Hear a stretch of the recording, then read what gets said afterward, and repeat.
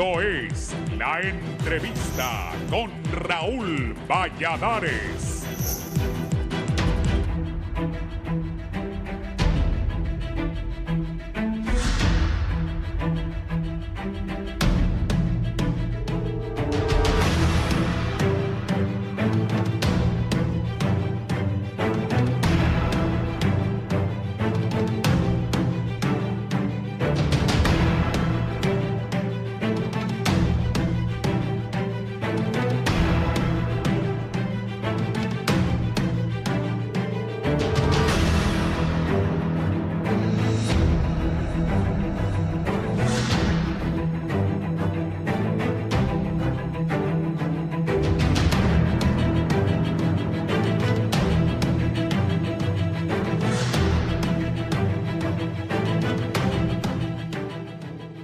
La Secretaría General de la Organización de los Estados Americanos expresa su preocupación por los recientes acontecimientos en Honduras que afectan el proceso de las elecciones nacionales. La Secretaría General reitera el llamado realizado por la Misión de Observación Electoral de la OEA en Honduras en su reciente declaración que, más allá del legítimo debate en torno a las decisiones y procedimientos específicos de las autoridades electorales, es responsabilidad del Estado garantizar la autonomía, la continuidad y el libre ejercicio de estas instituciones.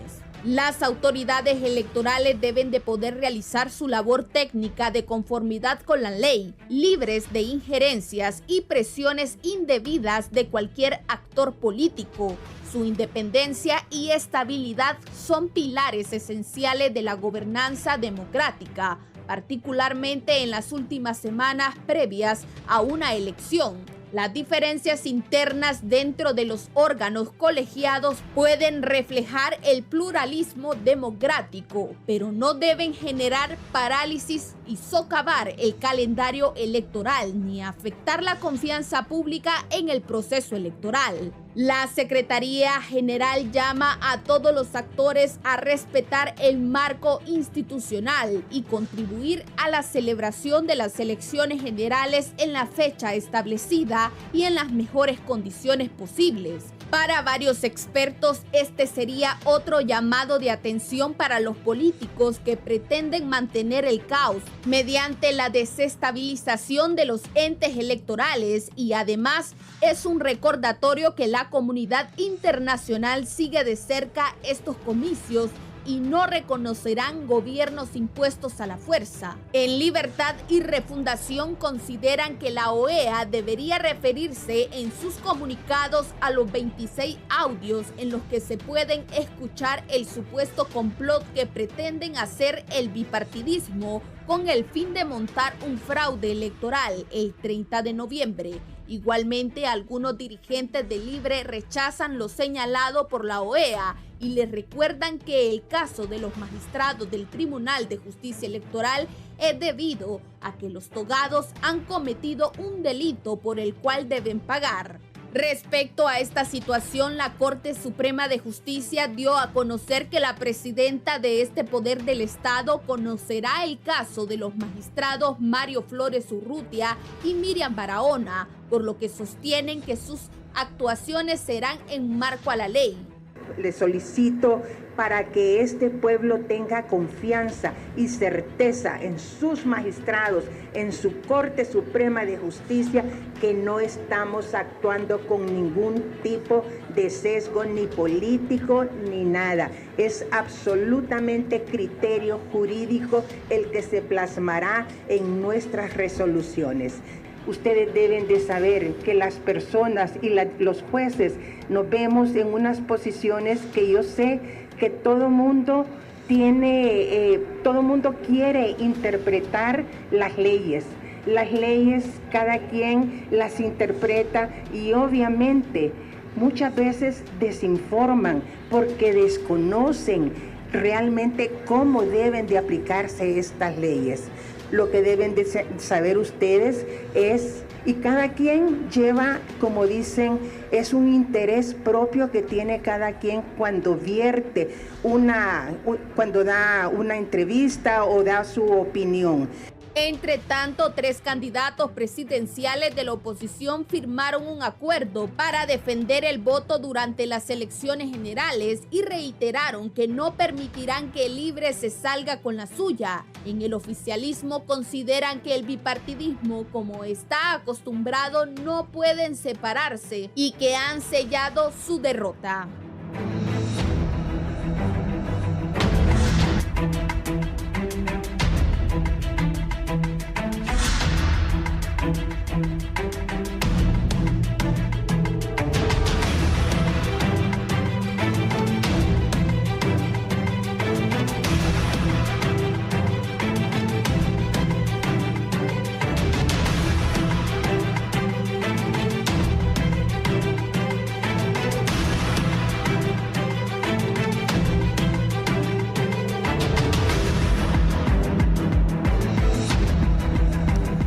Buenos días, gracias por estar con nosotros en la entrevista de Canal 11 y Radio Visión Honduras. Si va a salir de su casa, nos puede sintonizar en la 90.1 en Tegucigalpa, 90.9 en San Pedro Sula, 93.5 del corredor central del país y la 90.3 en Choluteca. Faltan 18 días para las elecciones. Tengo 3 distinguidos invitados para que me analicen todo lo que está pasando en el país previo a esas elecciones. Aquí está don José Murillo, muy temprano estaba aquí, una mañana lluviosa en la capital de Honduras. Licenciado Murillo, buenos días. Muy buenos días, Raúl. Buenos días también a los amigos que me honro de estar en este panel con 2 distinguidos analistas, caballeros, patriotas, buenos ciudadanos, para analizar, como lo ha dicho, este contexto político. Estamos a 18 días de las elecciones generales, vivimos un momento crucial en nuestra historia democrática reciente y seguimos presenciando desafortunadamente cómo los partidos políticos, más allá de generar una hoja de ruta técnica medible para superar los grandes problemas de los países, lo que se está peleando es lo mismo de siempre. Estamos llorando sobre la misma leche derramada de hace 4, 8, 12 años. Es decir, cuotas de poder y no pensar en las grandes dificultades que atraviesa el pueblo hondureño. Pero es importante también contextualizar esto, ponerlo en su justa dimensión y sobre todo exacerbar ese espíritu ciudadano para que ejerzamos el sufragio. Es importantísimo que la ciudadanía salga a votar por ese candidato o candidata que resuene con sus principios y valores. Por eso agradezco doblemente, Raúl, esta invitación y nuevamente creo que vamos a tener un debate de altura a lo largo de estas horas. Gracias, licenciado Filadelfo Martínez, bienvenido. Buen día a todo el auditorio de la entrevista, un placer. Le agradezco por la oportunidad de saludar a Josué, ya días que no nos encontrábamos, y a mi buen amigo maestro, Germán, ¿verdad? Gracias. Que siempre procuramos reírnos cada vez que nos encontramos, como una señal del inmenso cariño y respeto que nos tenemos desde ya más de 4 décadas, creo yo, 4 décadas de conocerlo. Y bueno, disfrutando de la mañana, una mañana fresca, ¿verdad? Anuncio por compromisos laborales y que no podré estar al final del programa, pero siempre es un placer estar con usted. Gracias que está acá don Germán Espinal, analista y ex embajador de Honduras. Germán. No, igual buenos días a tu auditorio de Canal 11. Compartir con el abogado Murillo, cariñosamente con Chepito, que ha sido una persona desde su juventud vinculada a las inquietudes del desarrollo social de Honduras y por supuesto luchador por la democracia. Entonces estos sueños son en esta mañana, que es una mañana ya con ambiente navideño.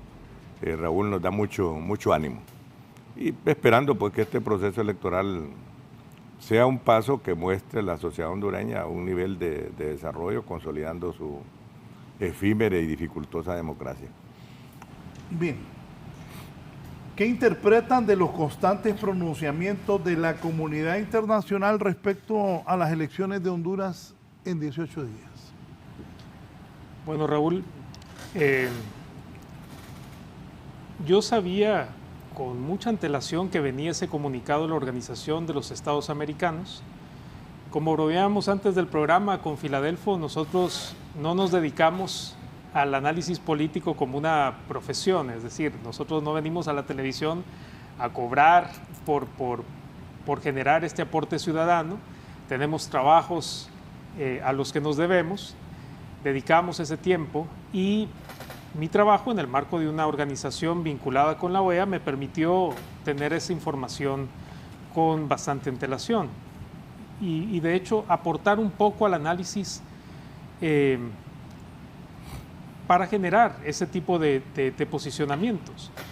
Y creo que es importante recordar que la OEA como organismo regional, la Organización de las Naciones Unidas como organismo global, tienen su mirada puesta sobre los países que conforman sus Estados miembros, entre ellos Honduras.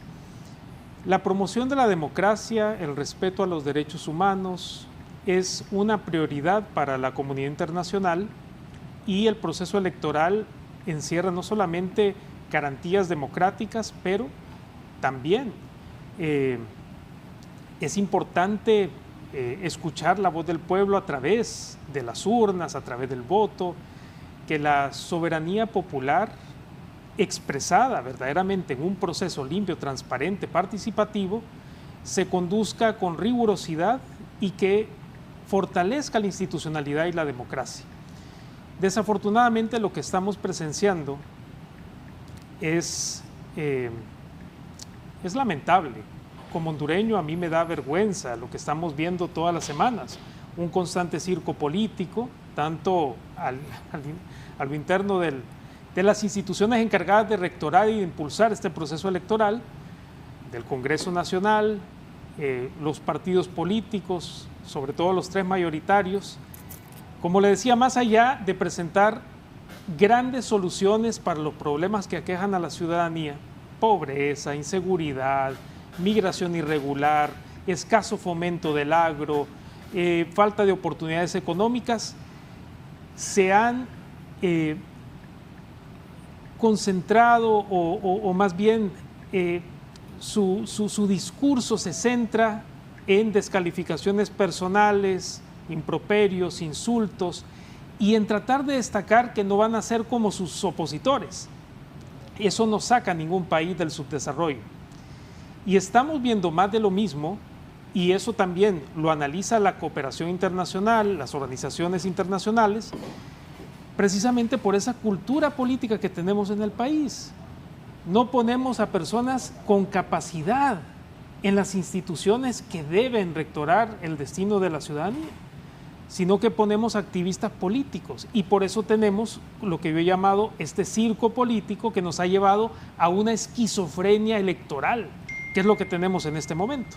Si no, dígame usted, ¿qué semana de los últimos 3 meses, 4 meses, no hemos tenido un escándalo? No hemos tenido,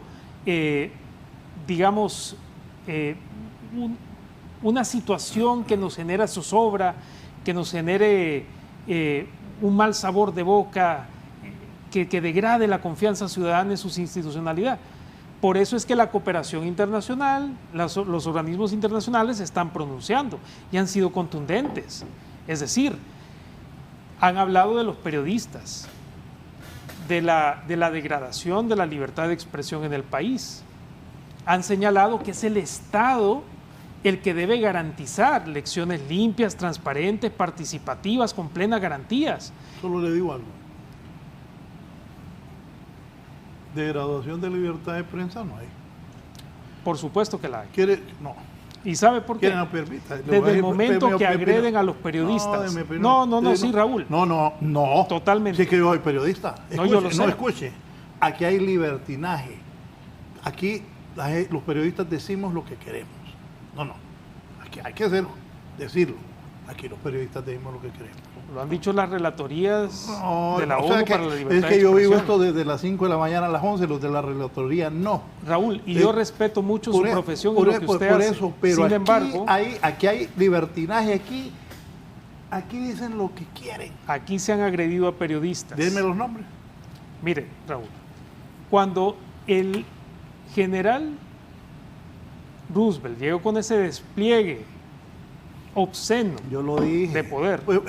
Búsquenme lo que dije de Roosevelt y se lo voy a poner para que vea que aquí los periodistas decimos lo que queremos.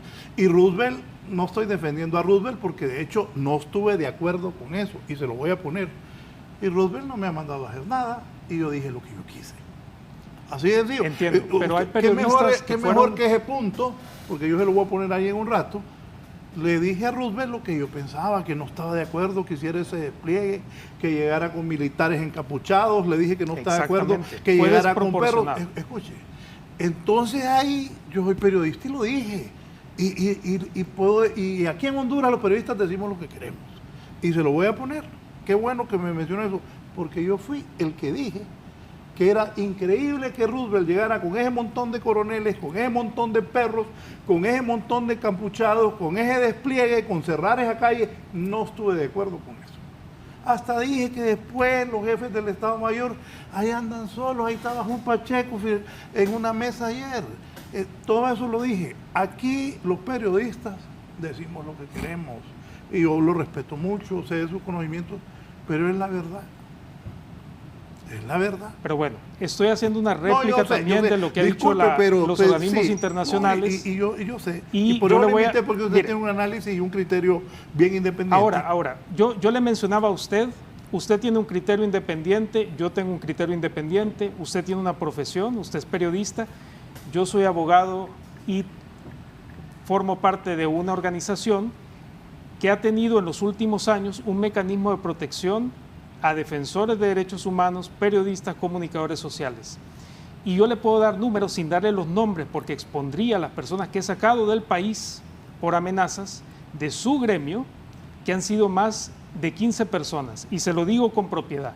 No estoy hablando por hablar, Raúl. No, pero es decir, espérese, si usted se dedica al periodismo, yo me dedico a la defensa y promoción de los derechos humanos. Sí y quiénes no. Yo sé, óigame, yo sé eso. Abogado, yo sé bien eso. Está hablando con alguien que tengo una trayectoria y los conozco a todos. Bueno, entonces yo le estoy diciendo, he sacado a comunicadores No, sociales. Inmediatamente pensé en unos defensores de derechos humanos y también ambientalistas del país que han sido amenazados, cuyas vidas han estado en peligro y les hemos dado la oportuna atención. Por eso es que yo se lo digo también con propiedad. No estoy inventando ni tampoco estoy sacándome cuestiones de debajo de la manga. Y yo respeto mucho también su posición, yo sé y respeto a los periodistas y por eso estoy aquí con usted también. Yo sé que usted es un alguien serio y que... Pero aquí los periodistas decimos lo que queremos. Todos los días. Y hay repercusiones para muchos y muchas, dependiendo del medio también y de lo grande o pequeño que pueda ser.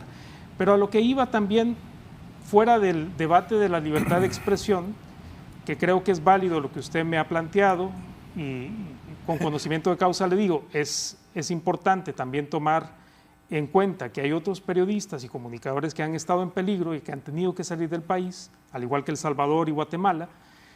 ¿En qué años? Bueno, en El Salvador actualmente están siendo perseguidos los periodistas. No, y en Honduras. Y en Honduras en los últimos 5 años. Y en los últimos 2 he sacado por lo menos unos 10. Es decir, hay amenazas a la libertad de expresión, a la libertad de pensamiento y al libre ejercicio del periodismo. Pero también a la sociedad civil. Se han cerrado, digamos, los espacios para dialogar, para construir con el gobierno. Y no solamente con el gobierno del Partido Libertad y Refundación. Eso pasó en el gobierno dictatorial, represivo de Juan Orlando Hernández. Pero a lo que vamos es, tras este análisis que ha presentado las organizaciones internacionales, la OEA, también la Organización de las Naciones Unidas, es importante que la institucionalidad reflexione. Estamos en la mira de la comunidad internacional y la historia les va a pasar factura por lo que hagan o por lo que dejen de hacer.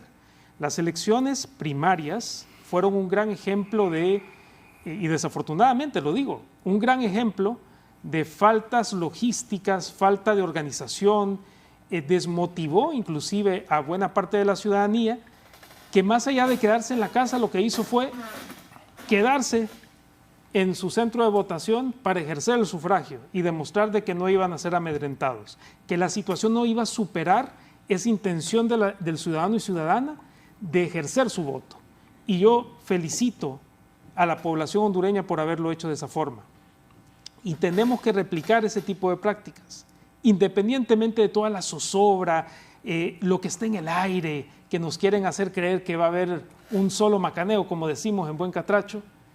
Tenemos que salir a votar, tenemos que salir a ejercer el sufragio, es un deber ciudadano, es una obligación ciudadana, para no seguir, como digo yo, llorando sobre la misma leche derramada de que quedaron políticos corruptos, que quedaron narcopolíticos. Y mire, con esto termino mi primera intervención. Siempre estamos destacando lo malo que pasa en el proceso electoral. Voy a destacar algo bueno que me llenó de esperanza. Hace poco me invitaron a hablar con un grupo de jóvenes multidenominacional, de varias religiones, católicos, evangélicos, testigos de Jehová, mormones. Y al final era temas de seguridad ciudadana, derechos humanos y democracia. Dejé el tema de democracia al final porque sabía que iba a ser el que más les interesaba a los jóvenes por el proceso electoral. Se me acercaron unos 10 jóvenes que ellos tenían impresas sus papeletas de sus departamentos y me las enseñaron y me dijeron, mire, voy a votar por estos candidatos a diputados. ¿Y por qué vas a votar por esos candidatos a diputados? Y me contestaban los jóvenes, mira, es porque yo vi en su TikTok y después vi en otra red social que tenía estas propuestas que me gustaron y que yo creo que son importantes para el desarrollo de mi comunidad y para el desarrollo del país. Otro joven que se me acercó, en todo su derecho también, yo voy a votar en plancha porque creo en el proyecto político de este candidato. Ok, perfecto. Y en diferentes situaciones y cafés se me han acercado adultos mayores a decirme, mire, ¿usted cree que debería votar por este candidato o por esta candidata? Nunca induzco el voto, no les digo voten por este o voten, pero siempre les digo investiguen, y la gente lo está haciendo el ejercicio de razonar su voto, y sobre todo los jóvenes, y los felicito, y esa es la forma de sacar este país del subdesarrollo y de evitar que gente altamente incompetente se siente en esos curules del Congreso Nacional o esos narcopolíticos, muchos de ellos ahora siendo juzgados en Estados Unidos, narcoalcaldes, narcodiputados, sigan usurpando esos puestos que deberían tener los ciudadanos de bien. Entonces, esa es la forma de sacar el país del subdesarrollo y esa es la forma también de votar, pensando muy bien el voto. Sí, licenciado. A ver por dónde sigo. Bueno, lo primero es esto último. Creo que el gran papel que nosotros podemos jugar en este momento es crear un entorno, digamos, de confianza en el proceso electoral como tal. Es decir, tenemos los hondureños un sistema electoral del que podemos hacer un programa de un día completo quejándonos, pero tenemos la posibilidad de decidir y de escoger a los candidatos. Creo que eso es una ventaja fundamental. Quiero contradictoriamente coincidir con los dos en el tema de la libertad de expresión. Sí hay amenazas, yo creo que eso están documentadas, pero también es cierto que uno de los grandes valores que nosotros tenemos es que tenemos una prensa acuciosa, ¿verdad? Muy beligerante,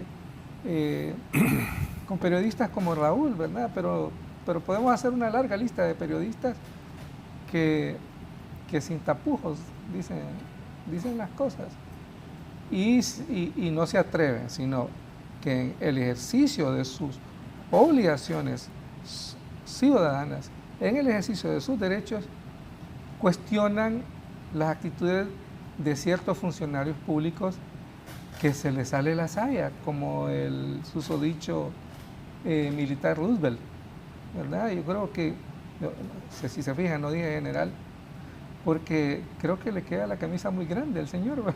De acuerdo. Es decir, todos respetamos una institución como las Fuerzas Armadas Y si alguien pone a las Fuerzas Armadas en entredicho, a quien le hace daño es a las Fuerzas Armadas, porque van a aparecer, van a saltar los Raúl, los Josué, los Filadelfo Martínez, incluso los Germán, a cuestionar, porque necesitamos instituciones creíbles, confiables, respetuosas de la ley. Y ese es el valor de la democracia. Se ha difundido mucho este discurso que pronunció el filósofo coreano Chon Bung-hol en la entrega del premio de la princesa Asturias, ¿verdad? Y dice que el gran papel de nosotros como analistas es mirar el mundo patas arriba, ¿verdad? Señalar dónde están las fallas, señalar dónde están las dificultades. Este filósofo habla incluso de la sociedad del cansancio. Su principal planteamiento es este, porque dice que ya días estamos dándole vueltas a la rueda, ¿verdad? Hablando sobre lo mismo y parece que no vamos a avanzar. Entonces, es peligroso que nos cansemos. Así es. Es peligroso que nos cansemos. Yo animo a Raúl a que no deje de decir lo que tiene que decir cuando hayan estos exabruptos. No, y quiere que le diga algo. Enfócame. Yo quiero que el pueblo le dé el voto a cualquiera a lo que va a presentar se respete. Que el pueblo gane. Así es. Se respete. Si va a ganar Narrala, tienen que respetarlo. Si va a ganar Papi, que lo respeten. O si va a ganar Rixi. Porque Chano y Don Nelson son pocas las posibilidades. Pero yo soy del criterio que el pueblo decida, se respete. Que yo sea amigo de Mel no quiere decir que yo no estoy de acuerdo. Si Libre pierde, tienen que aceptar. Como si Libre gana, que acepte Partido Liberal y Partido Nacional. Esa es la verdad de la democracia que ocupamos en un país como este. Y no me queda más que felicitarlo. Claro. Como no me queda más que felicitar, porque si hay casos que hay que judicializar, que hay evidencias de que hay un periodista que está siendo agredido, hay que hacerlo en el marco de lo que dice la ley. Yo creo que son complementarios, es discutible algunos casos, pero si finalmente un abogado logra mostrar ante una corte que hay evidencias sustanciales como para determinadas acciones, significa que al final de cuentas es verdad, porque es cierto lo que también Raúl ha dicho, en algunos casos hay periodistas que abusan, ¿verdad? Entonces dicen cosas que no deberían de decir. Yo, por ejemplo, tengo un fuerte cuestionamiento a toda la prensa hondureña sobre este tema de la violencia, ¿verdad? Creo que tenemos demasiada violencia en la prensa, y eso lo que hace es confirmar una cultura de la violencia entre nosotros, ¿verdad? Yo me escandalizo por eso. Deberíamos ser más responsables en manejar estos temas. Pero finalmente yo pensaba decir más, pero creo que estas últimas declaraciones de Raúl para mí son contundentes y me adhiero plenamente a ellas. Es decir, y creo, y para mí no deja de ser una ventaja. Cuando uno revisa el informe de la Misión Electoral de la Unión Europea, del proceso electoral anterior y de los reclamos de la Unión Europea, porque se hicieron recomendaciones que no fueron atendidas por el liderazgo político hondureño, entonces aquí viene la tesis del filósofo, el cansancio, ¿verdad? ¿Qué es lo que yo estoy esperando? Otro informe que diga esto y esto, y otras recomendaciones que de nuevo no se van a atender. Yo tengo muy buenas relaciones con mucha gente de la cooperación, pero tampoco me hago ilusiones. Y creo que una ventaja de este proceso electoral es que por la ausencia de USAID, por ejemplo, está quedando claro que el reto de exigirle a todos los liderazgos políticos, y ahí sí incluyo a los 5, Raúl, más los 6 que van en candidaturas independientes, a que sean responsables y se respete la voluntad del soberano. Yo creo que eso es clave, porque cualquiera que se atreva a desafiar la voluntad del soberano, a la vuelta de la esquina la va a pagar con creces. No, y no es correcto eso, no es correcto. No es correcto.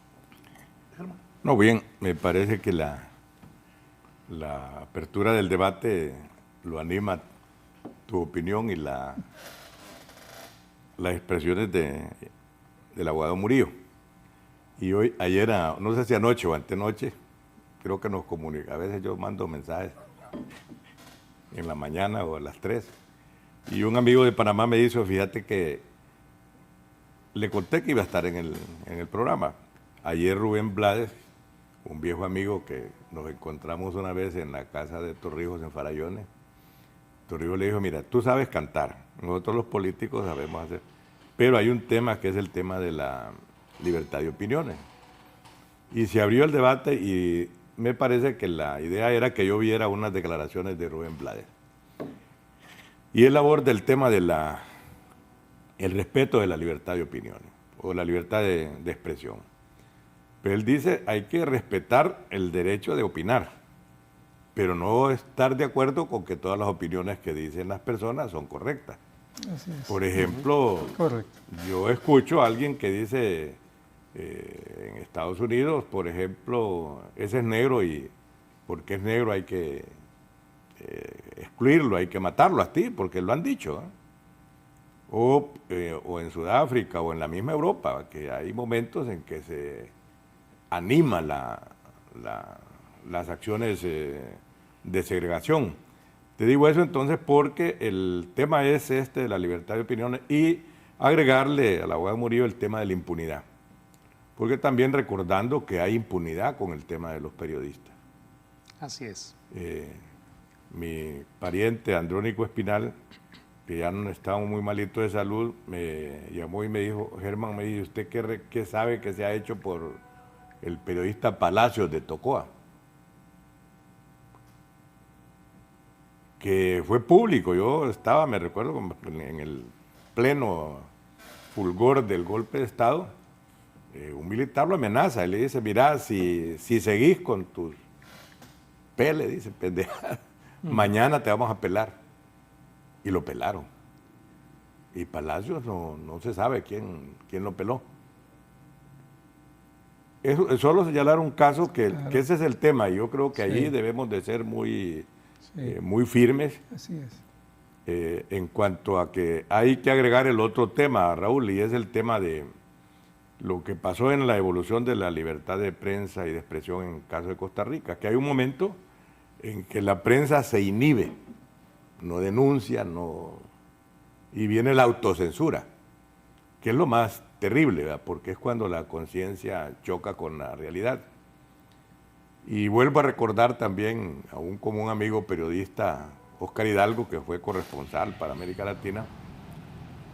Yo voy a cambiar un estipendio a una plaza allí que no había problemas para cambiar unos $20.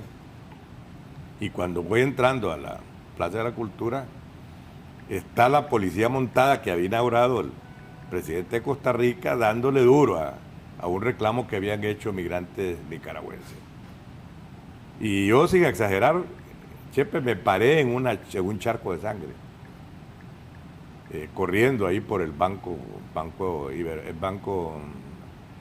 inglés, que lo cerraron. Y le digo, mira, Oscar, mañana La Nación y la República va a salir esperando lo que hay aquí, por ejemplo, que la prensa casi no oculta, no tapa nada. Mire, Tito, me dice, mañana va a entender lo que usted ha visto. Abrí la prensa y ansioso de ver el reportaje sobre lo que vi ahí, ¿verdad? Un policía montado, y crearon a esa policía con sable en ristre y blum, volándole un pedazo del cuerpo y caer la sangre. En la mañanita me dijo, no te voy a mostrarlo, él era director de uno de los semanarios, y me dijo, vamos a ir a La Nación, me dijo, para que vea usted cómo somos los ticos. En la mesa de los reporteros tenía desplegadas todas las fotografías de ese hecho. Pero al lado de las fotografías que mostraban el hecho, y el fotógrafo lo había hecho, estaban los 3 periódicos. En ninguno salió nada. Y de ahí la opinión de una voz que posiblemente era un alto funcionario, donde le decía, por eso, nicas, no vamos a trasladar mensajes de violencia a nuestra juventud y a nuestra niñez. Con eso terminó, cerró ¿se da cuenta entonces? Me decía, con mucho cariño, ¿cómo somos nosotros? No vamos a matar, aun cuando estamos en esta crisis centroamericana, estamos en plena Guerra Fría, las ventajas de la situación de Costa Rica, el turismo no lo vamos a exponer por este tipo de cosas.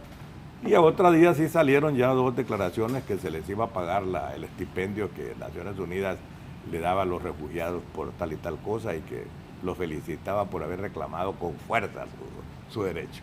Así manejado en términos, ahí voy a usar el término ideológico, un problema. Bueno, ojalá en el caso de Honduras con nuestra prensa, por eso yo estoy en este debate, a veces uno tiene que también moderarse en cuanto a los juicios.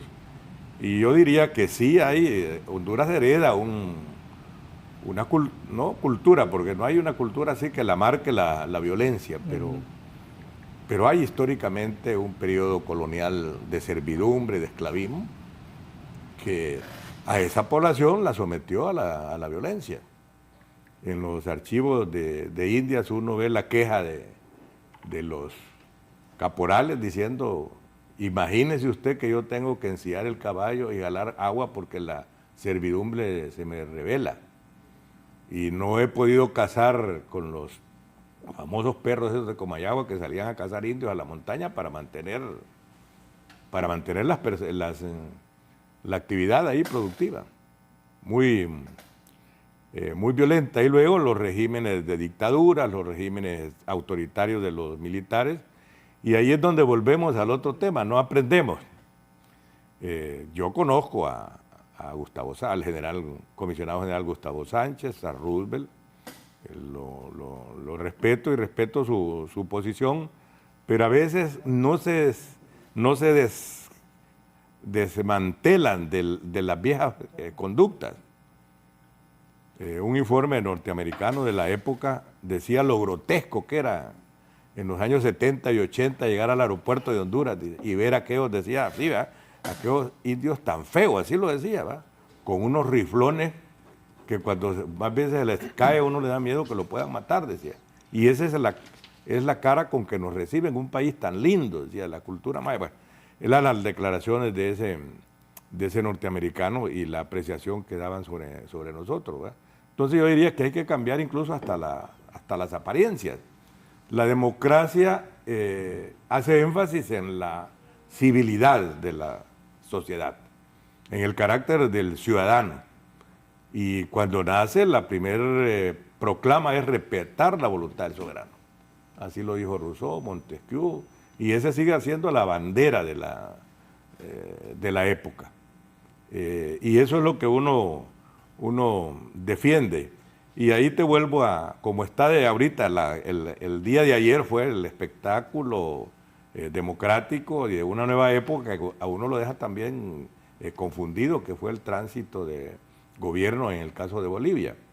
Y refiriéndose también a ese privilegio que hemos tenido de conocer actores de América, como es Paz Zamora, ¿verdad? Amigo de Carlos Roberto, de Jorge Arturo, que recuerdo que en un atentado de un helicóptero le deshacen la cara, ¿verdad? Y viene a pasar una rehabilitación a la Catalina, allá a Costa Rica. Y encontrar uno la dificultad de esa sociedad tan rica, ¿verdad? O sea, con tesoros para construir un país diferente y que lo han hecho, ¿verdad? Sin embargo, los señores de la plata y del cobre y del oro y ahora el litio, pierden el poder, vuelven a recuperarlo, pero no se atreven a desprenderse de esa insurgencia de los movimientos sociales, ¿verdad? Sin embargo, también vemos la inmadurez de los movimientos políticos que nos llevan a cometer errores. Y ahí voy a tocar un tema como esa amenaza que tiene la democracia en Honduras, el narcotráfico, el crimen y la corrupción. Creo que el Libre no se logró desprender de esa voracidad con que entran los nuevos funcionarios, ¿verdad? Inver lo saca ahí, ¿verdad? ¿Viste? No sé a quién se lo dedica, ¿verdad? Y dice, yo no puedo creer que un funcionario que llega con unos pesitos ahí de un salario, ni que le pague bien de 120,000 pesos, y le hace las cuentas, paga 30,000 de casa, 30 de carro, gasolina, no me diga a mí que lo hizo bien. Eso se lo robó. Bueno, me parece que también eso es bueno tener esas características de alguna gente, como lo haces tú, que pues, tienes una oportunidad y sos capaz de respetar la opinión, pero dar tu opinión también sobre el tema. Bien, sobre este tema, como es el tema de la... En ese caso, han puesto un funcionario en la palestra pública. Sí. Un muchacho que lo pusieron de director de aduanas, a Fausto Calix. Buen amigo del movimiento estudiantil. Por eso, pero un medio, el Cipote compró una casa, y estoy contando la historia porque también, en el Portal del Bosque. Para empezar, me imagino yo, debe ser con un banco. Entonces la casa es del banco, no es de él, la tiene que pagar. Con la esposa, como hemos hecho todos. Así es. Cuando empezamos, ¿o no? Así es. Así es, sí. Todos así hemos hecho así, ¿va? Yo conozco donde él vive. Ahí vive desde que lo conozco. En la misma casa. Sí. ¿Sí? En mi mismo barrio, con la misma gente. Bueno, entonces, pero le firman la casa, que todas las casas son iguales en la colonia.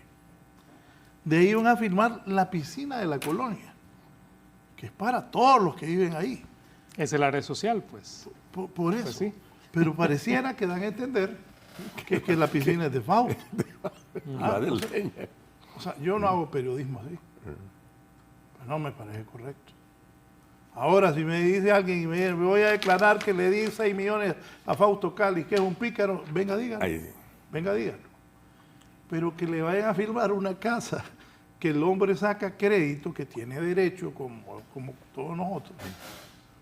Porque todo el mundo quiere avanzar, va, y superarse. Que Fausto va a poder pagarla cuando termine este gobierno, no va a poder pagarla, el problema de él. Sí, su problema. Pero ya no va a haber reportaje diciendo que Fausto vive en esa colonia y que la piscina bueno, donde hacen la carne también firmaron. Con ese periodismo no estoy de acuerdo. No es la primera que le sacan a Fausto. Sí. Cuando él se casó en el Juan Alaínez, creo que fue. Vino así.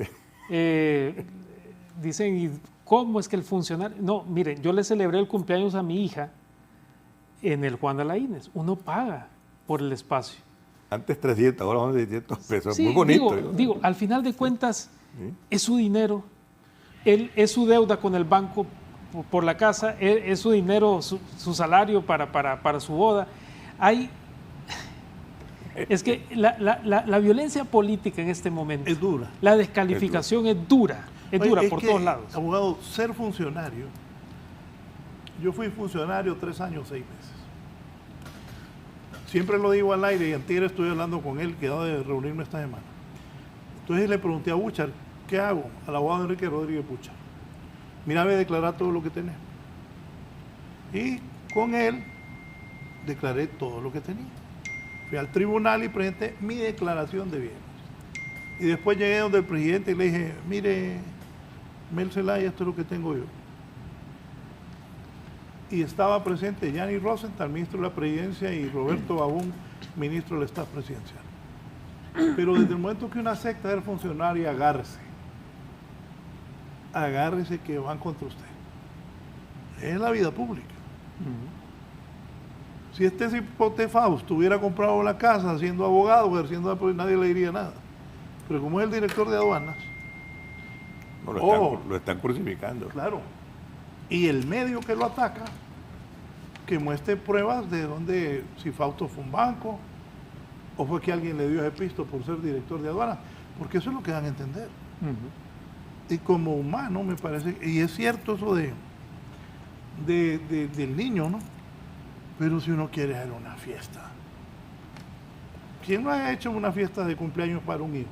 No, bueno, yo lo hice para mi hija, es decir, él se casó en el Juan Alaínez, tengo entendido, y por eso lo criticaron. O esto de que se subió en una Prado y que una de las promesas de campaña de la presidenta era deshacerse de los carros de lujo. Eso es cierto, en eso estoy de acuerdo. Yo también estoy de acuerdo, que fue una promesa incumplida. Hacer esas...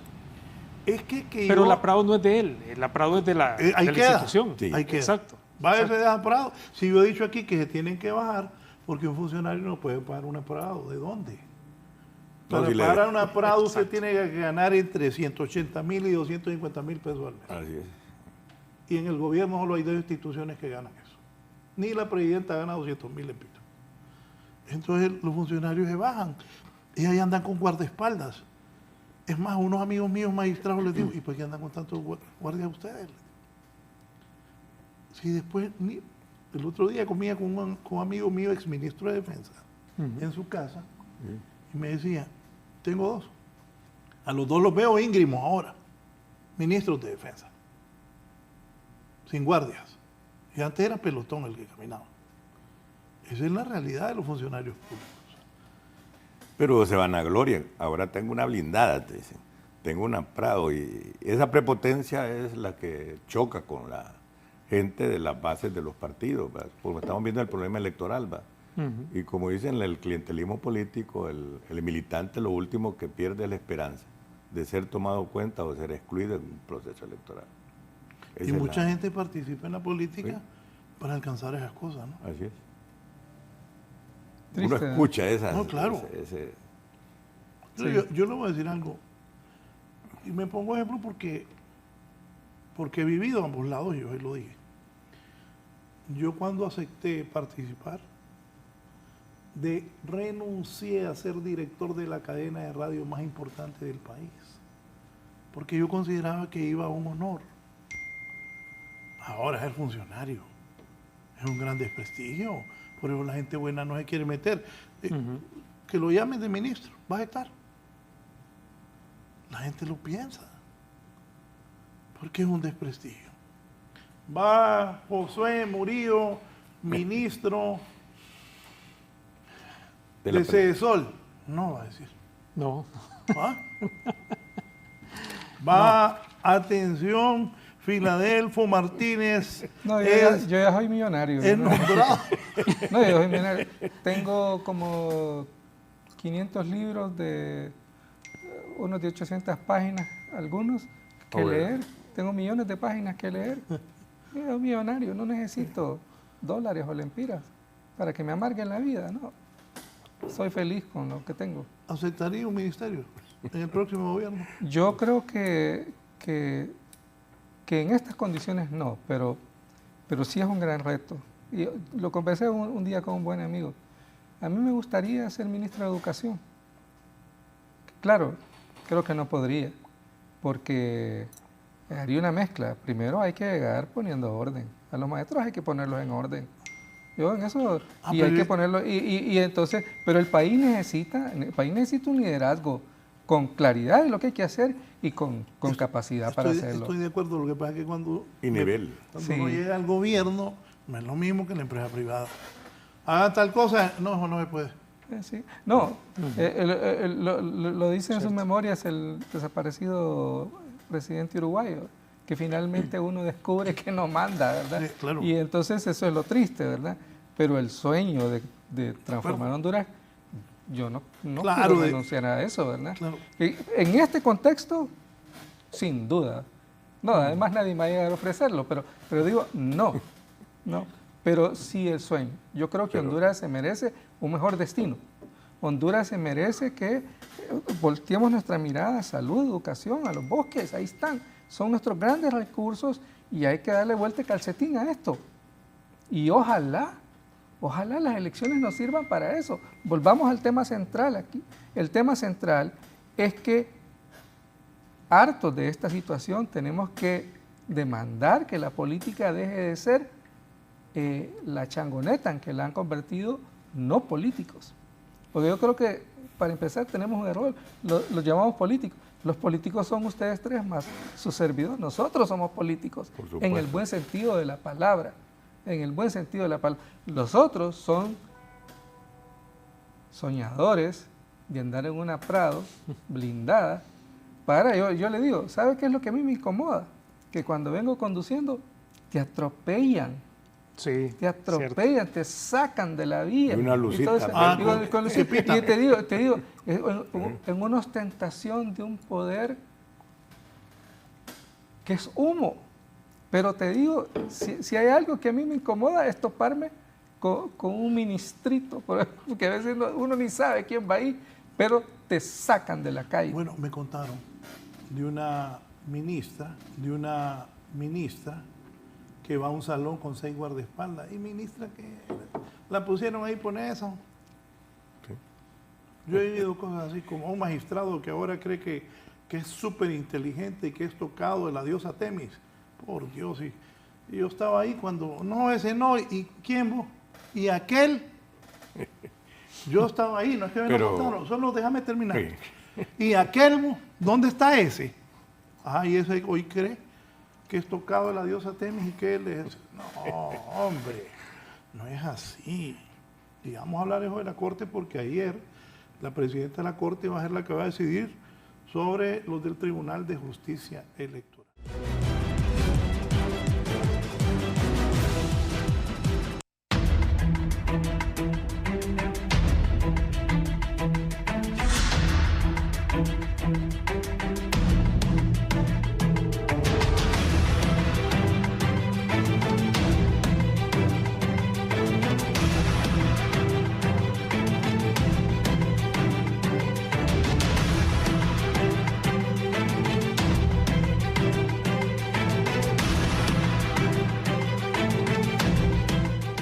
A criterio de la OEA, las autoridades electorales deben poder realizar su labor técnica de conformidad con la ley, libres de injerencias y presiones indebidas de cualquier actor político.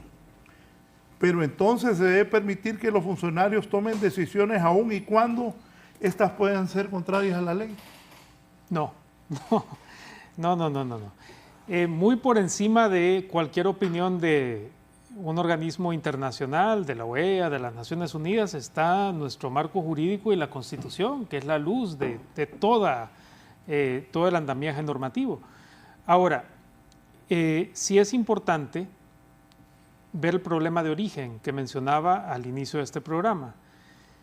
Y es que los titulares de estas instituciones, del Consejo Nacional Electoral, del Tribunal de Justicia Electoral, del mismo Ministerio Público, son puestos ahí por políticos, con fines políticos. Entonces instrumentalizan la institucionalidad.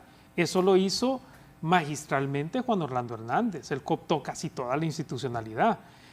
Y Libre llega al poder con esta idea de la refundación, idea de cambio, idea de no hacer lo mismo que los anteriores, pero ha replicado prácticas también que son similares al gobierno anterior, aunque dicen no somos lo mismo, hacen lo mismo. Entonces se dan con la piedra en los dientes. El fiscal general parece más un títere político del gobierno de turno que un funcionario independiente. El Consejo Nacional Electoral, es claro que los 3 consejeros están siguiendo la línea partidaria y por eso causan tanta indignación, porque eso también genera esa esquizofrenia política electoral en la que nos envuelven a todos. Al final de cuentas estamos todos metidos en esto. Y es delicado, abogado, porque yo he venido diciendo a lo largo de las semanas que los consejeros del Consejo Nacional Electoral deberían de ser más prudentes. Totalmente de acuerdo. Porque lo que le encanta a los hondureños es la política y el fútbol. Y eso despierta pasiones. Hay que tener cuidado. Sí, y ellos lo saben bien. De hecho, esa no es una crítica a usted ni a su programa, son todos los medios. No, son todos los medios. Traen aquí a candidatos o candidatas al Congreso Nacional y ellos saben muy bien lo que genera votos. No es presentar propuestas que saquen al país del subdesarrollo, de la pobreza, de la inseguridad, de todos esos temas que sabemos que son los grandes problemas del país, sino que el pan y el circo, les encanta, es el que grita más, es el que insulta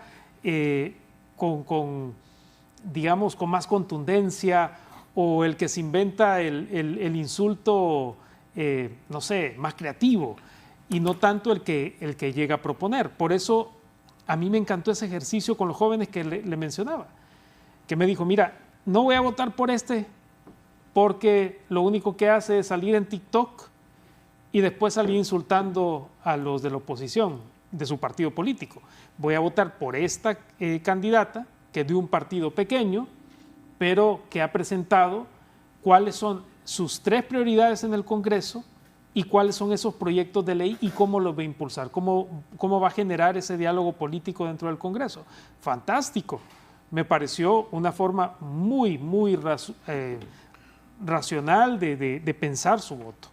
Ahora, esa es la excepción. La regla general es que tenemos políticos que solo vienen a darnos el betún del pastel y no nos dicen cómo van a hacer las cosas. Cualquier persona.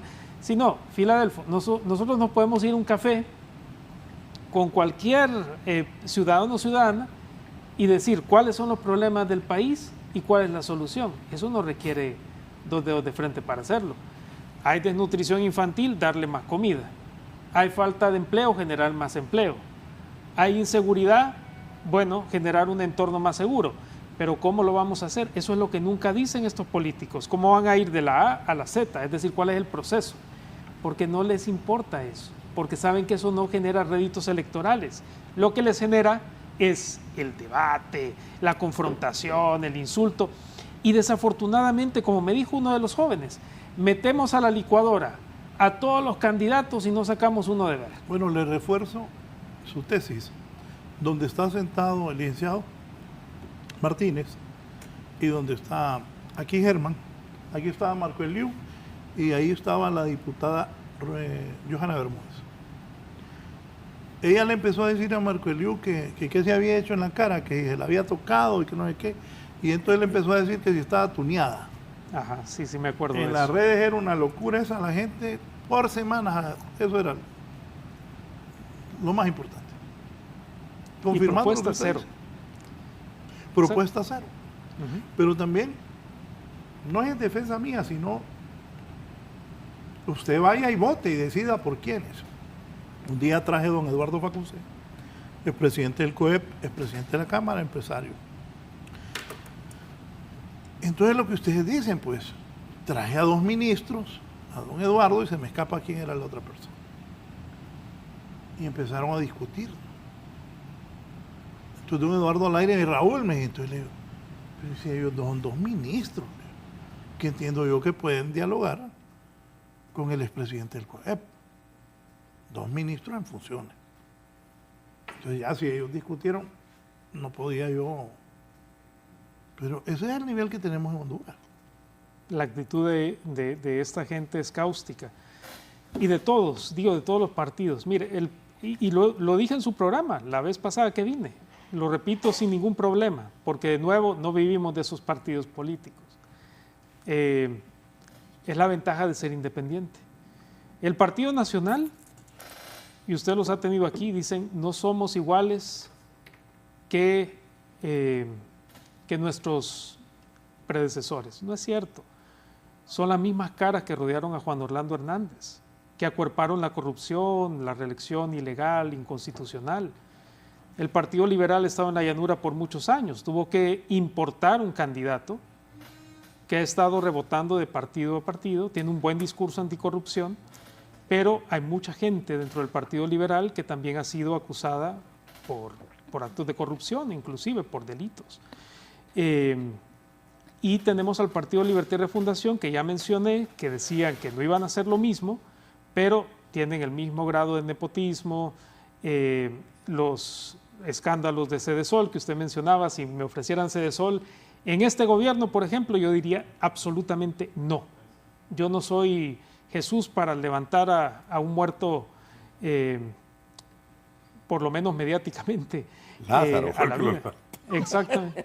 Entonces, mire, muy religioso. Es terrible lo que está pasando, porque los jóvenes tienen que elegir entre lo menos peor, no entre lo mejor que hay en Honduras. Por eso estas elecciones son tan importantes para nuestro país. Y este es un mensaje sobre todo a la juventud y a esa población que no milita en ningún partido político y que va a ejercer su voto independiente. Estamos ante una oportunidad de votar y no seguir normalizando la mediocridad. La mediocridad, por ejemplo, que hemos tenido en el Congreso Nacional, uno de los congresos más estériles, incompetentes, inoperantes de la historia reciente de nuestro país, que ha dejado la agenda legislativa en el congelador y no ha movido esos grandes temas que son importantes para el país. Y siempre hay una excusa, siempre hay una justificación, siempre se le puede echar la culpa al otro, pero los resultados son los que hablan.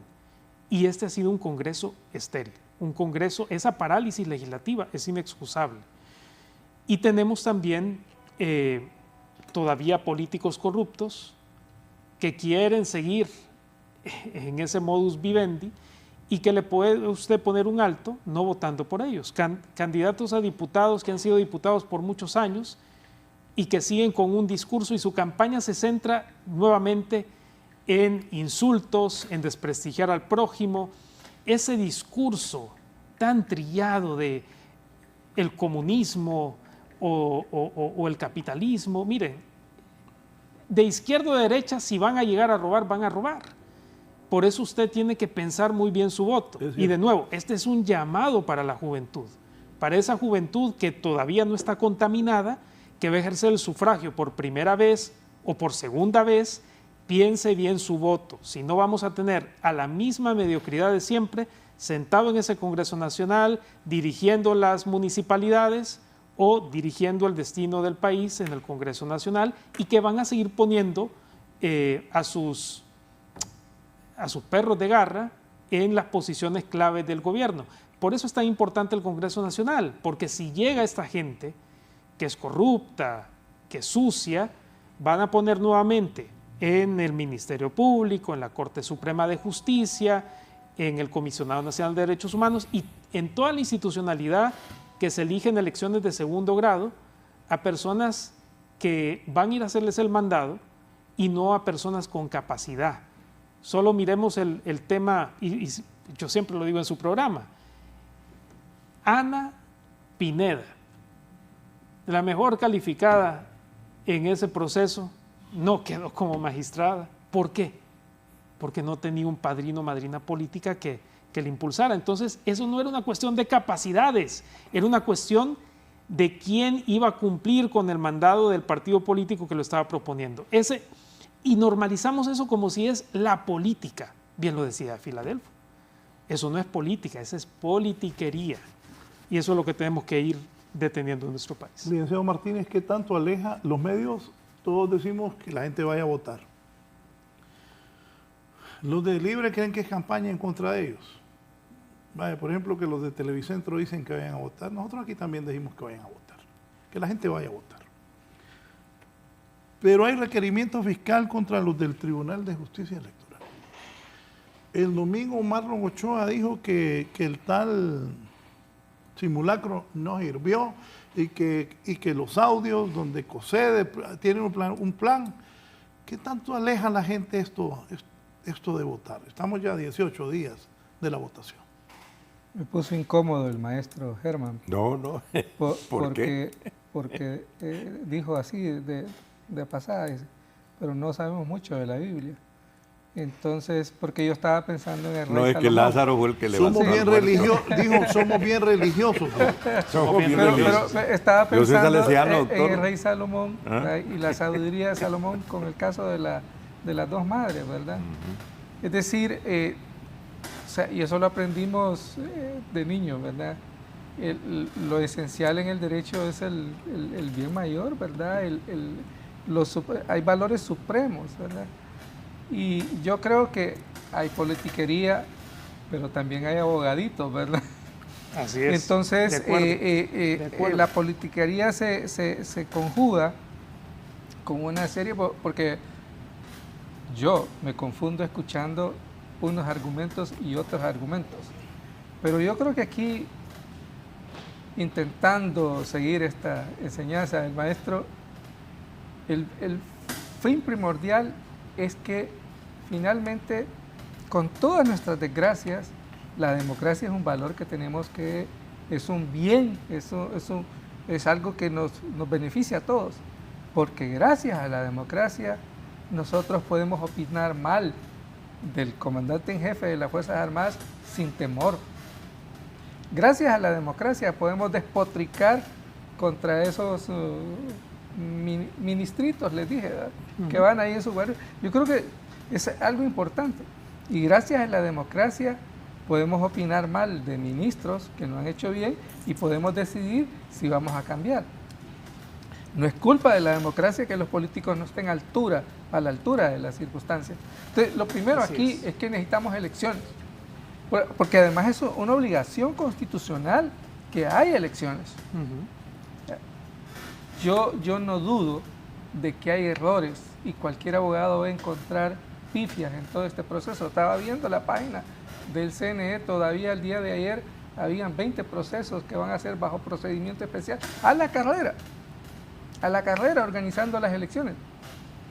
Improvisación, todo lo que usted quiera. Entonces yo tengo dos opciones, y ponerme a pelear aquí con Raúl, si hay que meter preso a dos magistrados del Tribunal de Justicia Electoral o no. Y podemos enfrascarnos en eso. Y olvidarnos de que lo fundamental es que hay elecciones. Sin duda hay responsabilidades. Y hay tiempo para deducir responsabilidades y castigar a los que han violado la ley. De hecho, si hay algo que a mí no deja de sorprenderme es que el sistema judicial que nosotros tenemos es extremadamente lento. Ahí está el ejemplo de la deuda que tienen los consejeros con el transporte, porque fueron incautadas las pruebas. O sea, hay argumentos de peso, por lo que Raúl acaba de decir. Una vez que dejas el cargo, estás íngrimo, solo, expuesto. Y todos los funcionarios entonces tienen miedo de actuar, ¿verdad?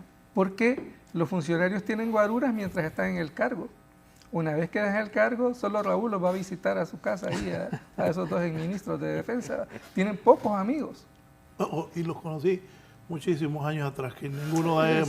Son amigos antes de ser funcionarios. Sí, claro. Es decir, y yo también tengo amigos de ese rango, ¿verdad? Yo creo que todos, ¿no? Y me jacto de eso porque uno descubre que son seres humanos, ¿verdad? Y que viven son personas que quisieron hacer las cosas bien y que te dan buenos consejos.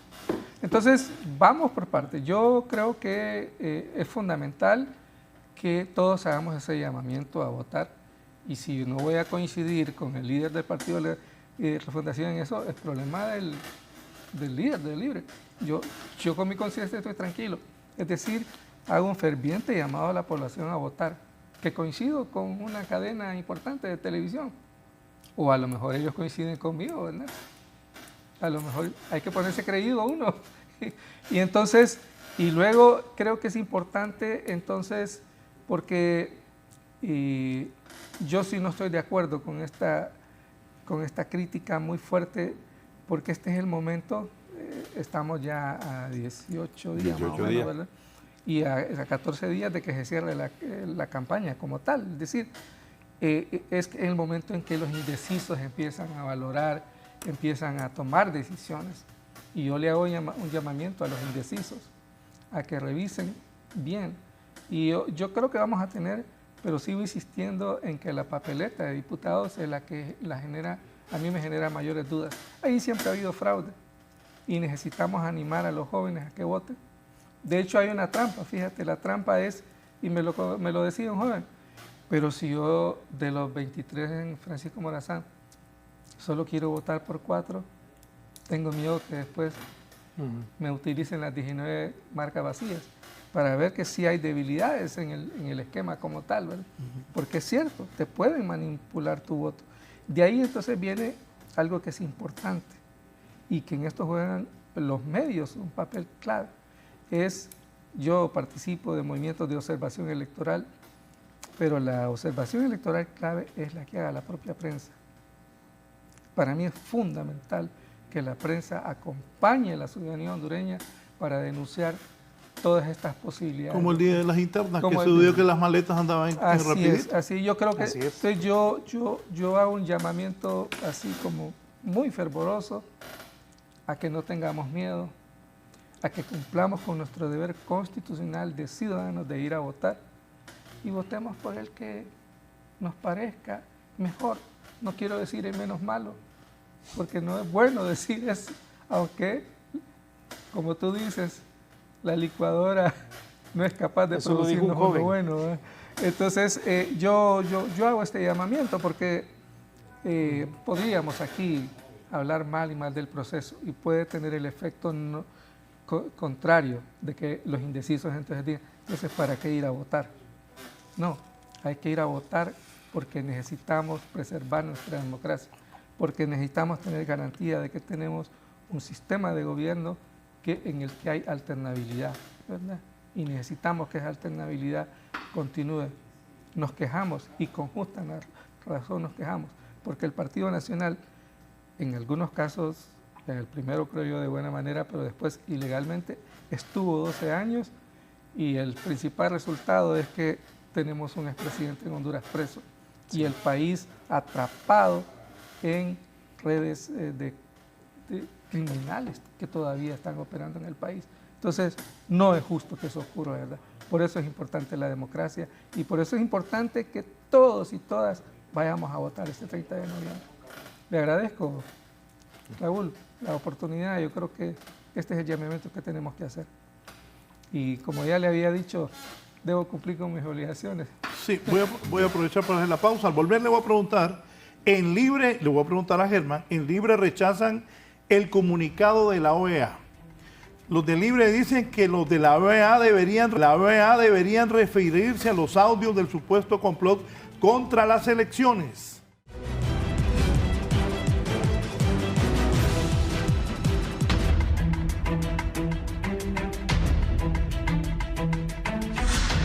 Licenciado Germán, le repito, en Libre rechazan el comunicado de la OEA y los de Libre dicen que los de la OEA deberían referirse a los audios del supuesto complot contra las elecciones.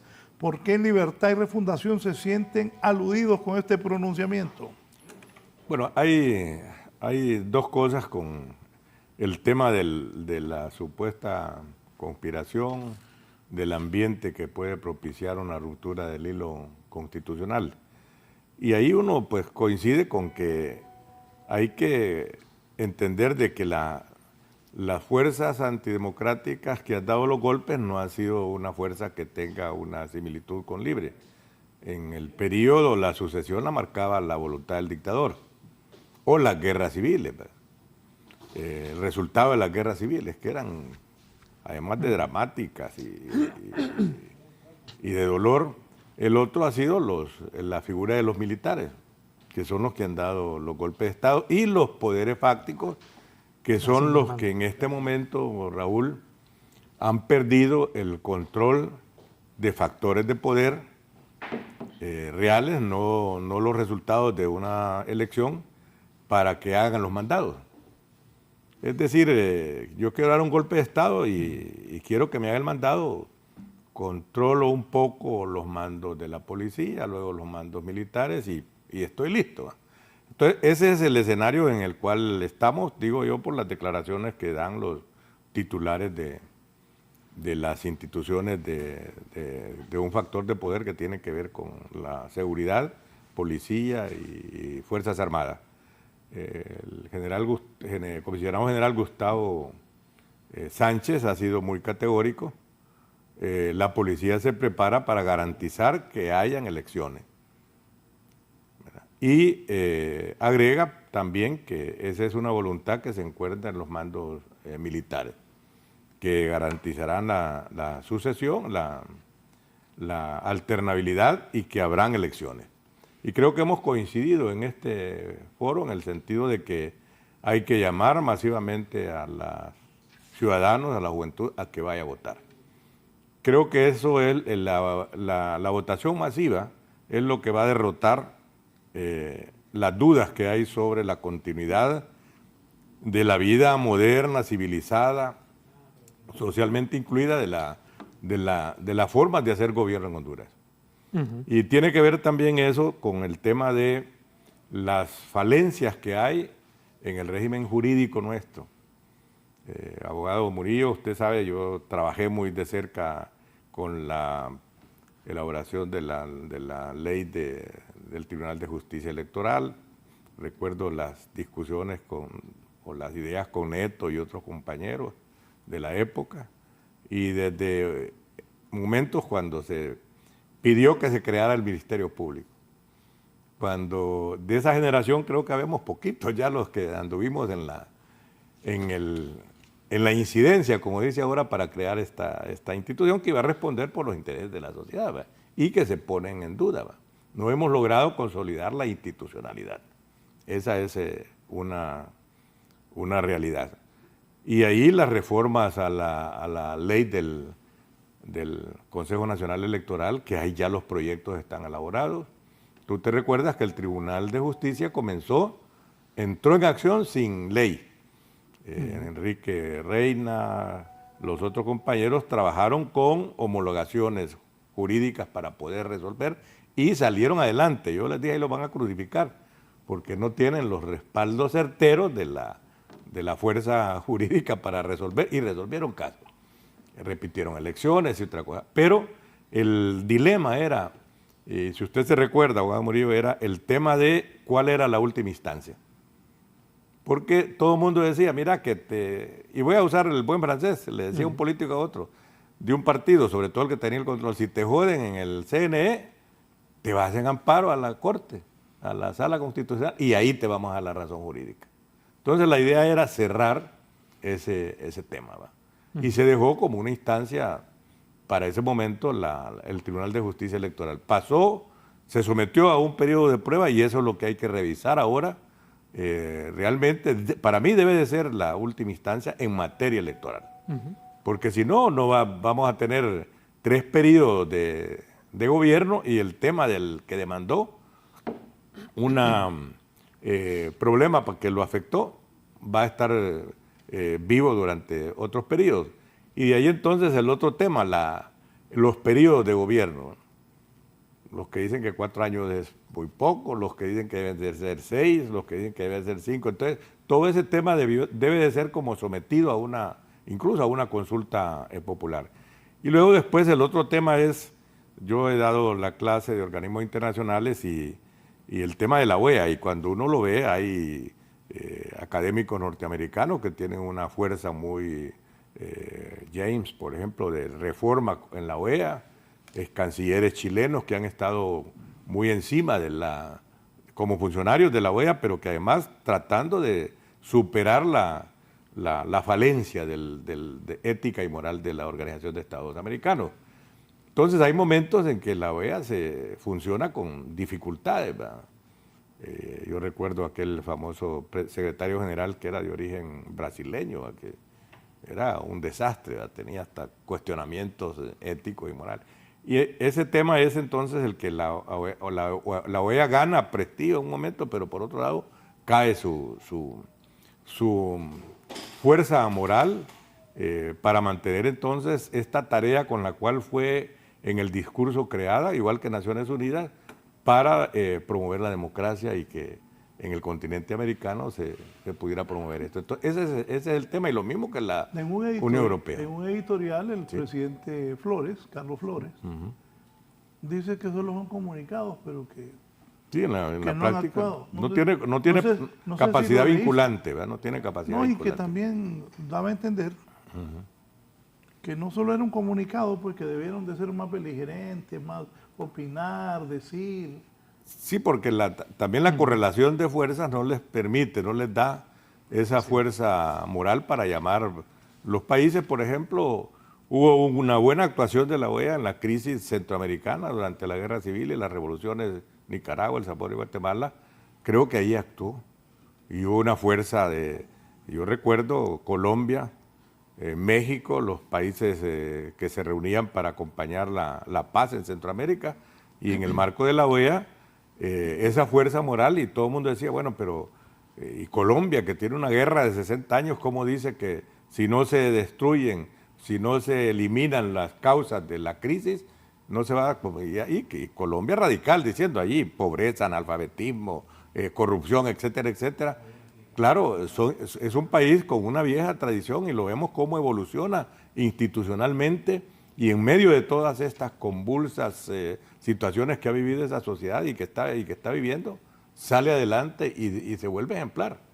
¿Verdad? Se vuelve ejemplar en estos momentos. Por ejemplo, el papel de Petro es un papel que se valora, y lo valora la América Latina y lo valora el mundo, sobre todo con un discurso que no es más de lo mismo, es de un sabio y con un cuestionamiento fuerte incluso a los temas que han sido cruciales en la sociedad ejemplar del modelo de democracia que es el modelo norteamericano, ¿verdad? Sobre todo cuando vimos esa fuerza explosiva que permitió que después de unas elecciones que no se consideraban correctas se escalara el Capitolio, hubieran muertos policías.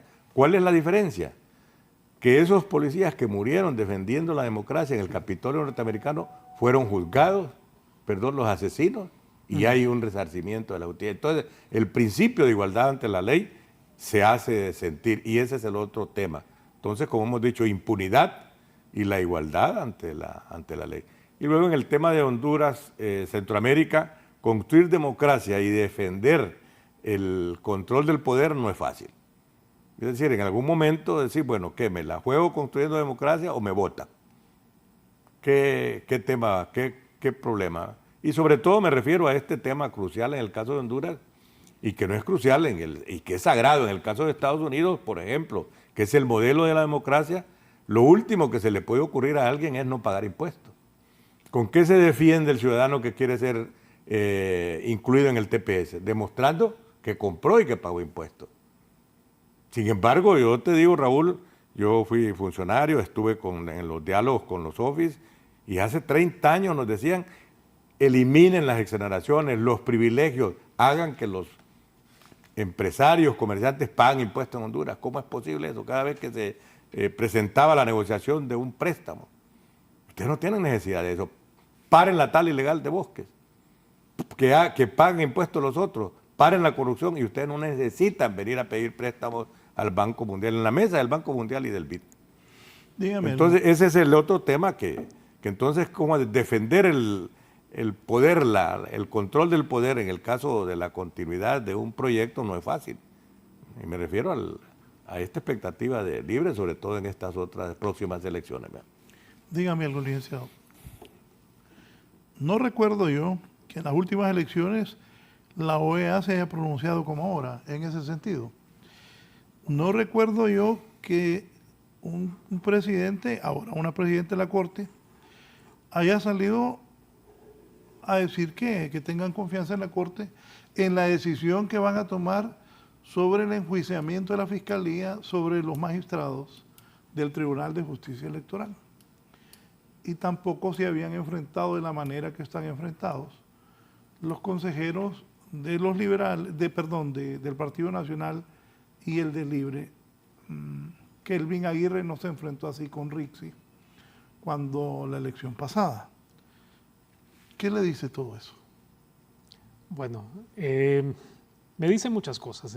Sobre la OEA, estoy de acuerdo que ellos son un observador del proceso y por eso tienen una misión electoral que acompaña el proceso.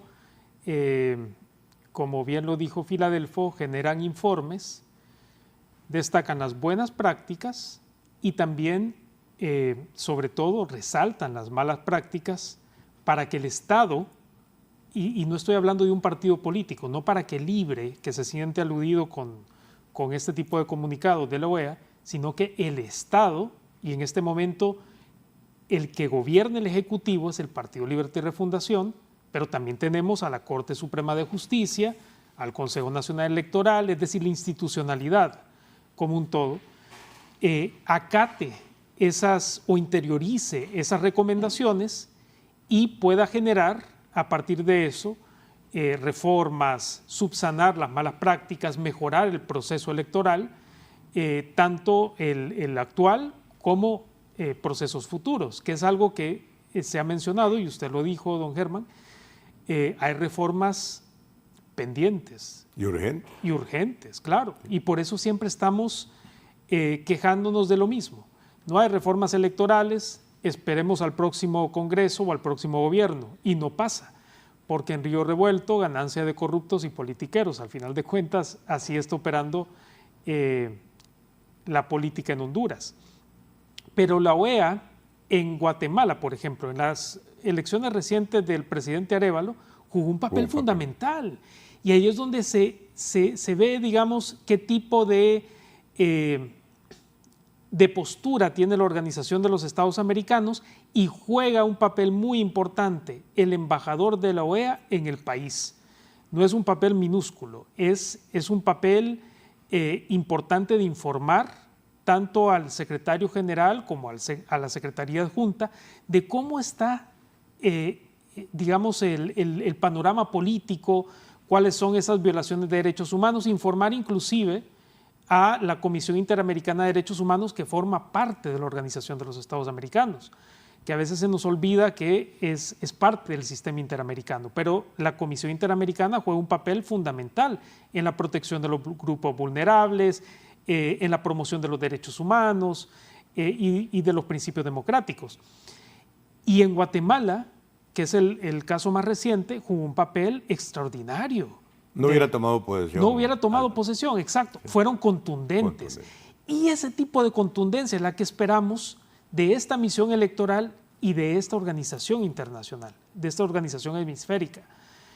Tiene que ser un observador internacional que sí respete la autonomía de nuestro país, respete la institucionalidad, pero para hacer bien el trabajo, como lo hicieron en Guatemala, deben ser un observador incómodo, que también levante la voz a nivel internacional, que es lo que están haciendo ahora.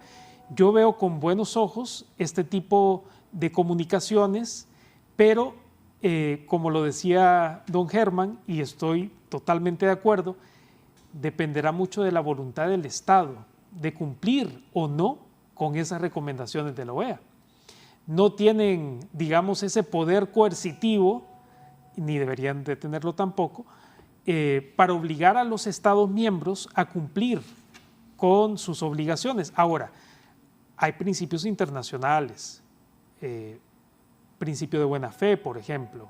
Todos los Estados miembros deberían de cumplir con la Carta de la Organización de los Estados Americanos, con las recomendaciones que emanen de la OEA, de la Comisión Interamericana y también de la Corte Interamericana de Derechos Humanos.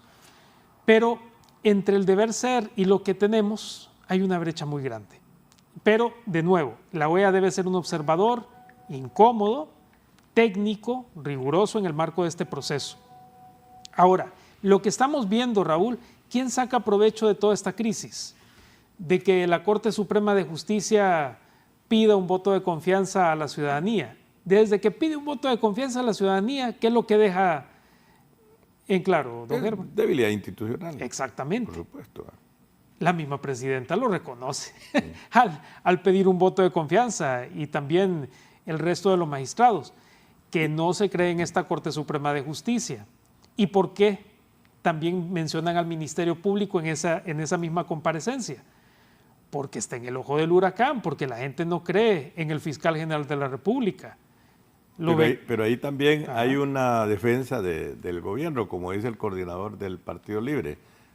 La Corte no es mía, el fiscal no es mío, no tengo todo el control de todo como para que me digan que voy a imponer un fraude o voy a imponer mi voluntad como resultado. Es bien difícil el momento que se está viviendo, ¿verdad? Es decir, hay un momento entonces, estos 18 días. ¿Hay diferencia entre la Corte y la Fiscalía?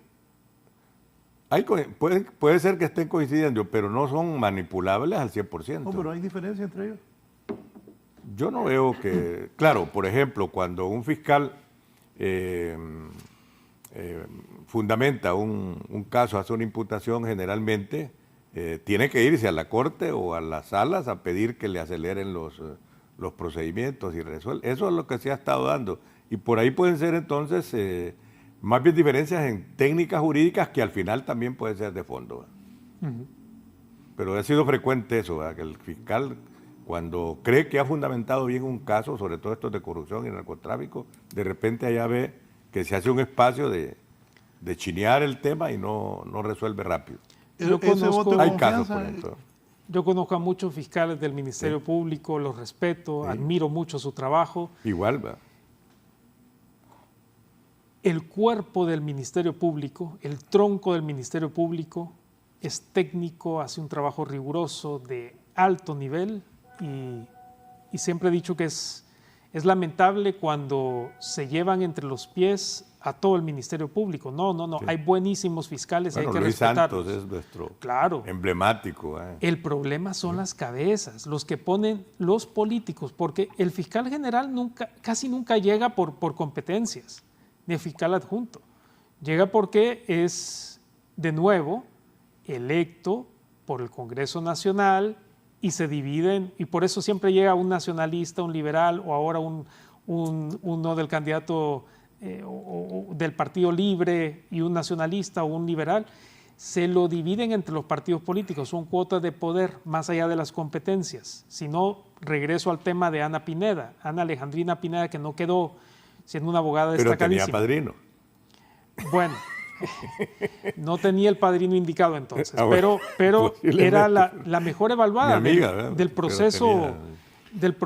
Ahora, regresando al tema que preguntaba Raúl, el Ministerio Público está operando en este momento no jurídicamente, sino políticamente. Esto de haber hecho público los audios que llevó Marlon Ochoa, ese despliegue teatral, dejó en muy mala posición al fiscal general. Y creo que añade un elemento de desconfianza en la ciudadanía. Y creo que eso es, y como lo decía Filadelfo antes de irse, un mal mensaje para la población. Disuade al indeciso o al independiente de ejercer el sufragio. Y por eso, nuevamente, el llamado que ha hecho don Germán Espinal y que hemos hecho todos los panelistas. Hay que salir a votar. Mire, escucho frases que me encantan. Voto masivo mata fraude, pero también voto masivo mata debilidad institucional. Lo dijo ahorita don Germán y yo estoy totalmente de acuerdo. Hay que salir a votar con civismo, con esperanza. La esperanza es lo que no puede faltar en nuestros corazones. Y cuando salgamos a ejercer el sufragio, debemos hacerlo pensando en el bienestar de nuestro país, en el bien común, en ese bien mayor que también mencionaba Filadelfo. Y es mejores condiciones de vida para nuestro país. Un país en el que se va a pelear frontalmente contra la corrupción, que se va a impulsar el desarrollo económico de los pueblos. Importantísimo. Pero de nuevo, todo este show político, Raúl, es simple y sencillamente una estrategia para desenamorar a la ciudadanía del proceso electoral. Y no hay que caer en ese juego, no hay que caer en esa trampa. Es importante que operemos con civismo.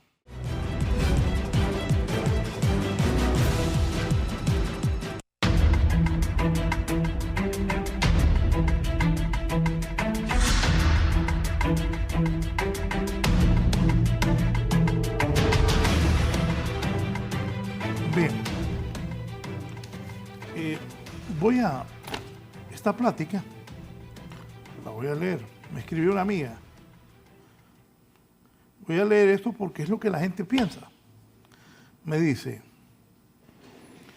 hola, ¿habrá macaneo el 30 para prepararme con Titi?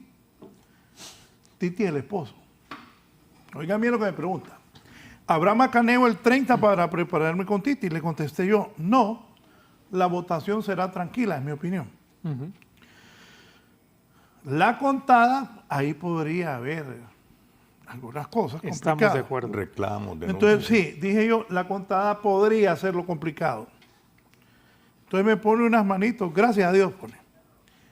Ese es ahí donde te pregunto, que si habrá relajo cuando empiece a salir los datos y a alguien no le parezca. Y entonces le digo yo, si la votación es masiva a favor del ganador, no habría discusión. Creo que será masiva, me dice. Gracias por darme tranquilidad en cuanto al relajo. Si es masiva, le pongo yo, nadie podrá alegar nada porque el pueblo va a haber decidido. Por eso la importancia de la campaña, todos a votar. ¿Qué piensas de eso? Sí, yo de nuevo creo que es importante que todos salgamos a votar. y que lo hagamos con civismo y con amor por el país, sin miedos. No va a haber relajo.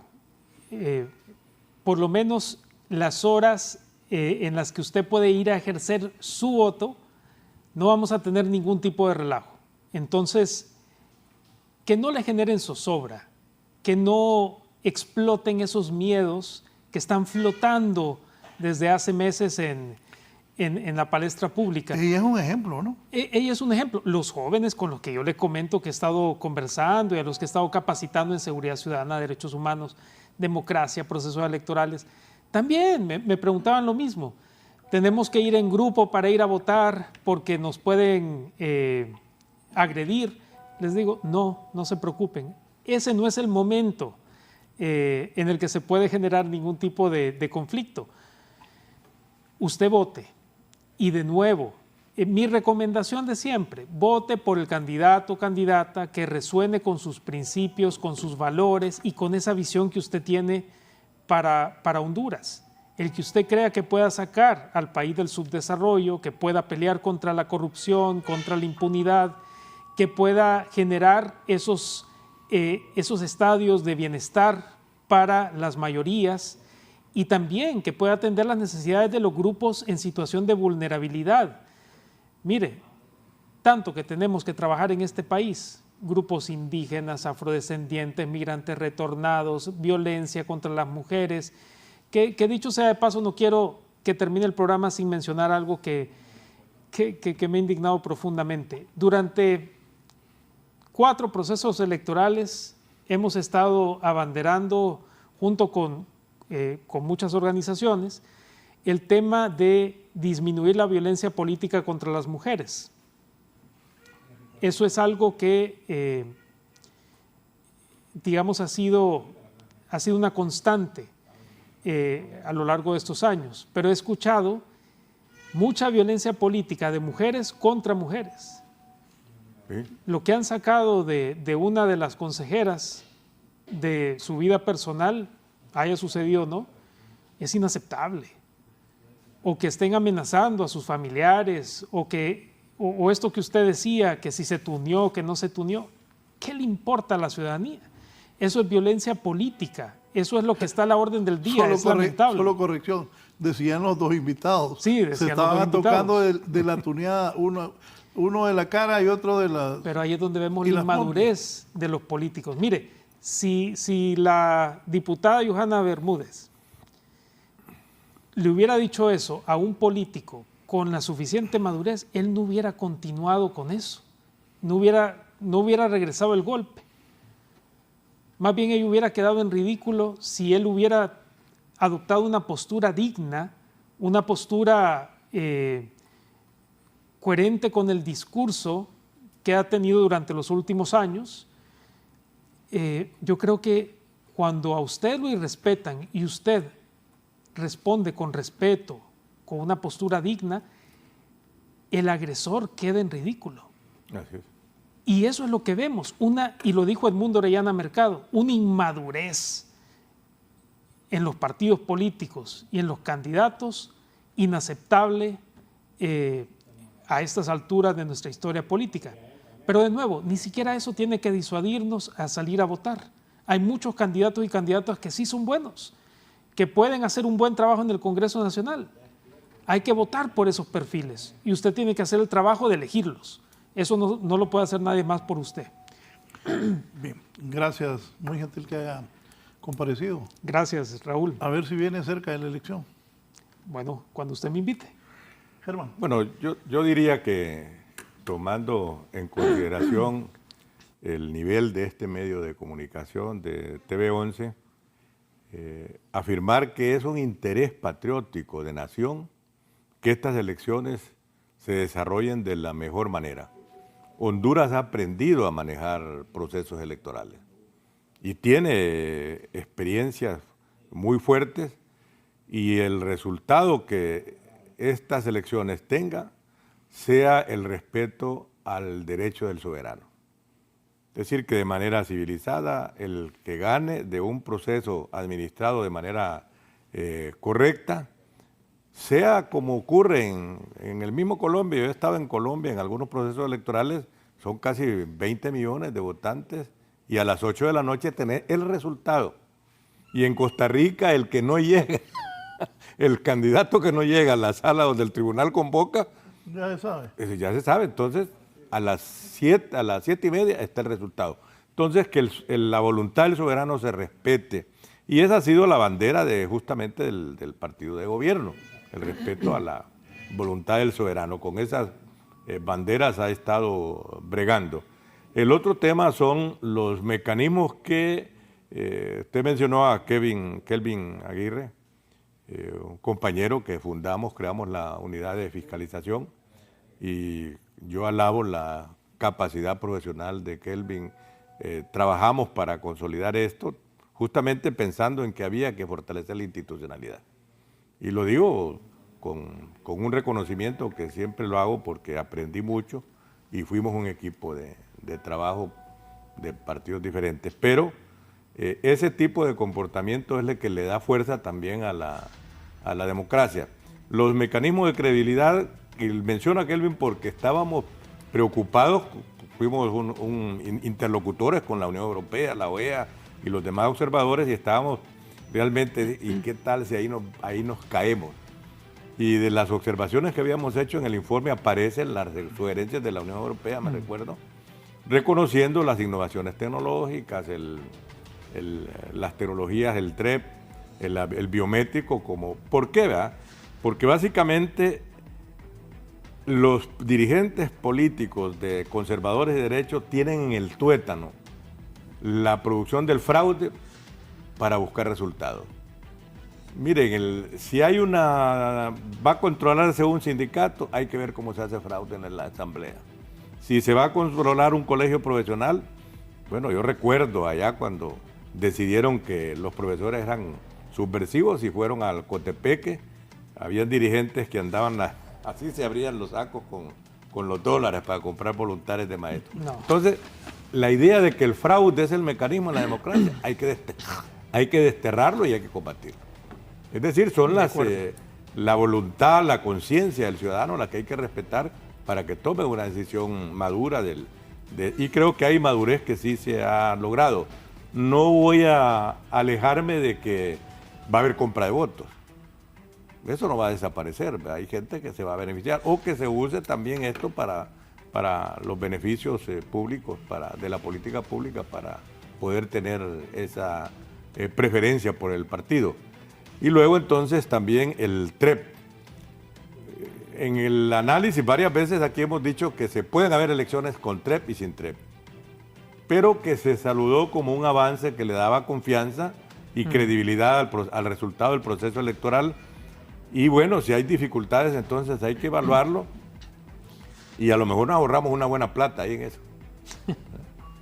Y luego el otro tema es el miedo de las propuestas. Mire, México dejó sorprendido a todo el mundo. No hay joven que no vaya a tener financiada el ingreso a la universidad. Nicaragua ya lo hizo y además le agregó, es obligatorio que aprendan 2 idiomas. Costa Rica financia toda la juventud. Panamá, todas las becas son pagadas de la renta del canal. Entonces, sin embargo, aquí tenemos miedo de ofrecerle a la juventud que el ingreso a la universidad y a secundaria y a los tecnológicos y a los técnicos hay que hacer ofertas contundentes, beneficiosas para la sociedad. Gracias, licenciado Germán Espinal. Así es. Gracias, licenciado. Gracias, licenciado Raúl. Bien, estamos a 18 días de las elecciones.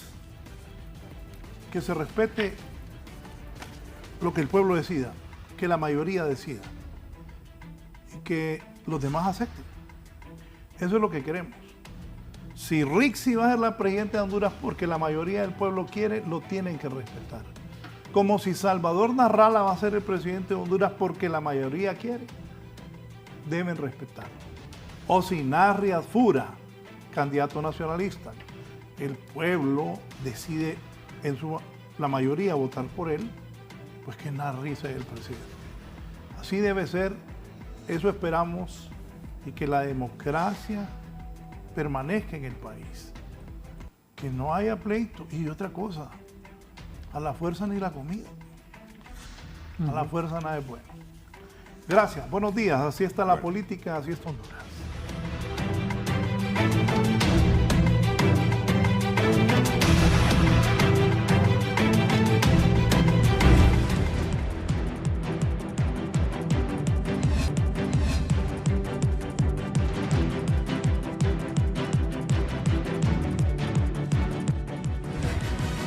Esto es La Entrevista con Raúl Valladares.